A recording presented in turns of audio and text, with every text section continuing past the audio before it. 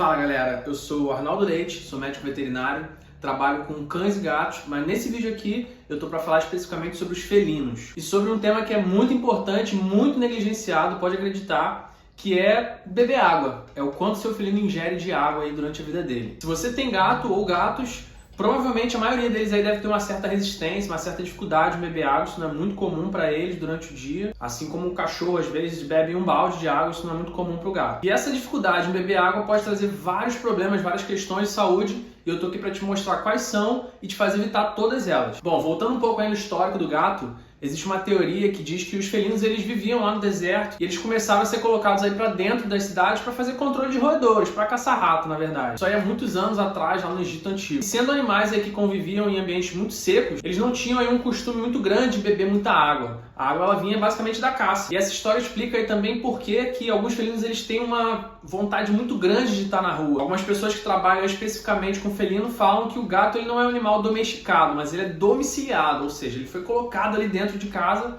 mas se a gente der uma fresta aí, ele acaba indo pra rua. E aí, bem, particularmente pra mim essa história faz todo sentido, tanto na parte aí do manejo hídrico, quanto nessa questão do felino realmente querer explorar um ambiente um pouco maior do que a própria casa dele. Bom, inicialmente o que é mais básico que você tem que saber é importante que você tenha alguns potes de água aí na casa, sempre água limpa, tem que ser trocada todo dia. O gato é um animal que é muito psicológico, se você tem gato você sabe disso.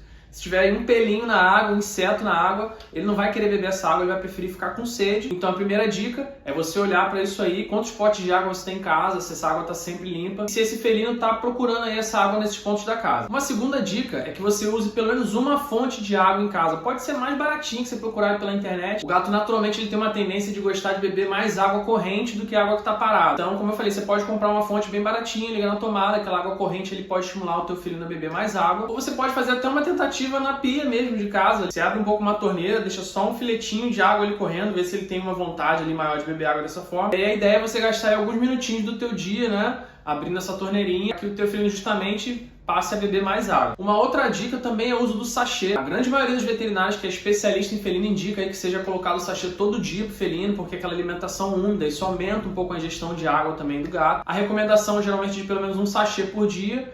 Ou uma outra opção também é você colocar água na própria ração dele, e por tabela ele acaba bebendo um pouquinho de água junto também. Uma curiosidade é que a ração do gato ela geralmente é mais salgada que a do cão, justamente para também incitar esse animal a beber mais água, porque é muito importante para o gato e geralmente eles não fazem isso por conta própria. Uma outra dica aí que também contempla essa parte do manejo hídrico, que não tem muito a ver com água, mas tem a ver com concentração de urina, são as caixas de areia. Dificilmente você que está vendo esse vídeo aqui vai ter só um gato. Geralmente as pessoas têm 3, 4, 10, 11 gatos. E uma coisa que é importante você saber é, precisa ter caixa de areia sempre limpa para os gatos e tem que ter em quantidade superior à quantidade de gatos. Então se por exemplo você tem 3 gatos, seria ideal você ter pelo menos 4 caixas de areia.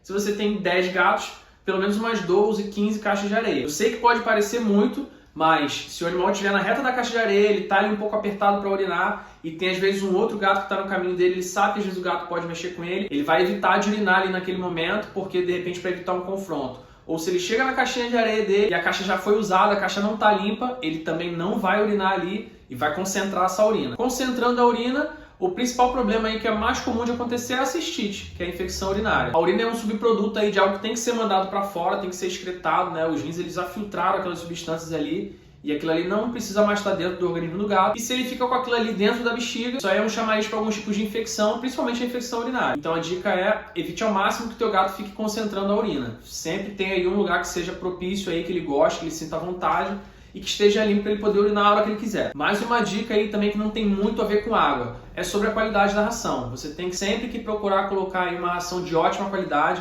a melhor que você puder comprar para o teu gato.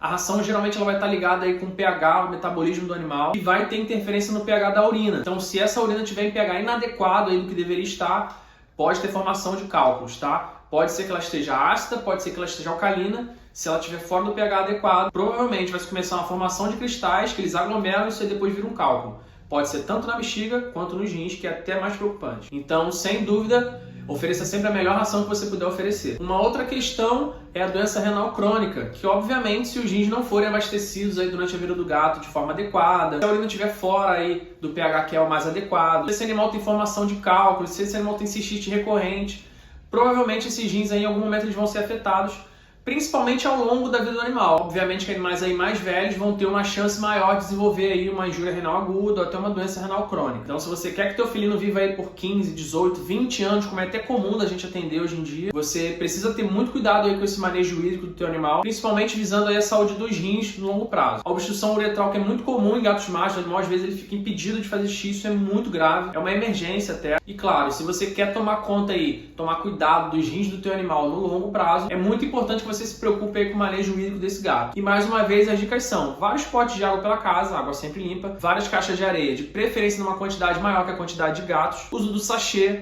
uso de fonte de água corrente, que o gato geralmente gosta, uma ração de ótima qualidade, a melhor que você puder oferecer. E aí, seguindo mais ou menos essas dicas, você já vai estar em um bom caminho para dar um bom manejo hídrico para o teu animal e assim evitar algumas condições aí que a gente já falou aqui que são muito comuns. A gente pega esse tipo de problema toda semana na clínica. Combinado?